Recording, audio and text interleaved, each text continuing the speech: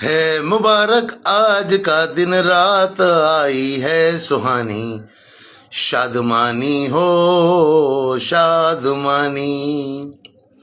آج تو نشہ ایسا چڑھا پوچھو نہ یارو، میں ہوں آسماں پہ مجھ نیچے اتارو، مجھ پہ صدا ہستی رہو یوں ہی بہاروں، مل کے میرے ساتھ ناچو آپ کی ہے مہربانی، شادمانی ہو شادمانی۔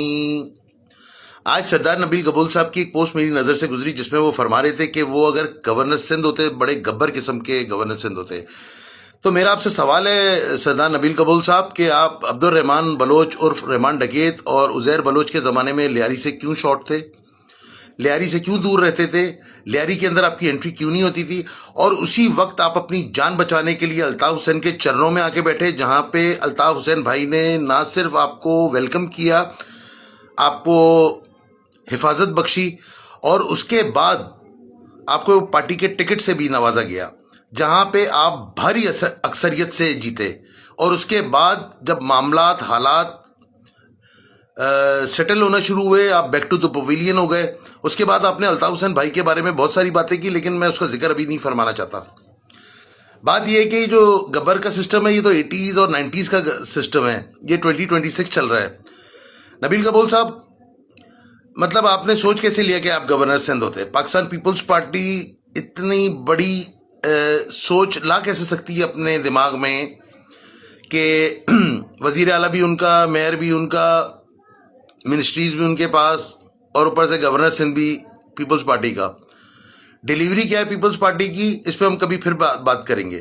لیکن نبیل قبول صاحب، کبھی تو آپ یہ اپنے گبر والے سسٹم میں آ جاتے ہیں، پھر کبھی آپ کہتے ہیں کہ یہ کراچی کی آدھی سے زیادہ جو زمینیں ہیں یہ موروثی زمینیں ہیں آپ کی، اور اس کے بعد پھر کبھی آپ وہ چلتے پھرتے وہ سستا یوٹیوبر آپ نے پکڑا ہوا ہے، وہ آپ کو لیاری میں گھومتا رہتا ہے، کبھی دودھ کی دکان پہ، کبھی کسی آفس، کبھی کسی آفس۔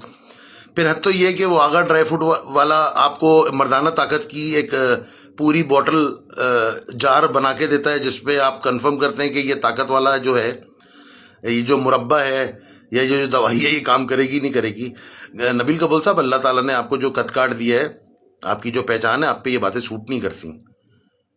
آپ لیاری کے لیے کاش آپ نے اپنے دور حکومت میں ماضی میں کام کیا ہوتا، تو آج لیاری کی یہ شکل نہ ہوتی جو آج ہے۔ میں لیاری کے لوگوں کو، لیاری کی عوام کو، لیاری کے رہنے والوں کو، لیاری کے رہائشی لوگوں کو سلام کرتا ہوں۔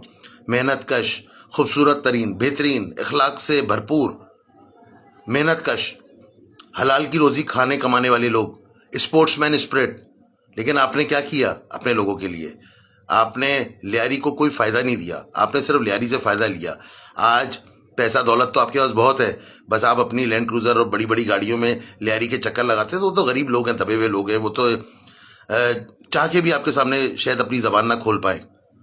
لیکن بات یہ ہے کہ کراچی بہت بڑا شہر ہے نبیل قبول صاحب۔ کبھی آپ فرماتے ہیں کہ آپ کے پاس بم پروف گاڑی ہے، یہ کسی شیخ صاحب نے آپ کو گفٹ کی ہے، آپ کے پاس جو 17 پرو میکس موبائل ہے یہ بھی گفٹڈ ہے۔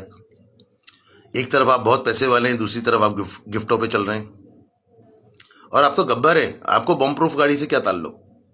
آپ تو کھلے عام گھومے شیروں کی طرح۔ نبیل قبول صاحب، جب یہ ویڈیو آپ کی نظروں سے گزرے گی، آپ کو میرے پہ بہت غصہ ہوگا، بہت خفا ہوں گے، بہت گالیاں دیں گے آپ، لیکن اس سب کے کرنے کے باوجود آپ صرف میرے الفاظوں کو اور میری ویڈیو کو غور سے سنیے گا، آپ کو سمجھ میں آئے گا۔ یہ چیزیں آپ کے قد کاٹ پہ سوٹ نہیں کرتی، جچتی نہیں آپ پہ۔ اللہ کے شکر گزار بندہ بنے آپ۔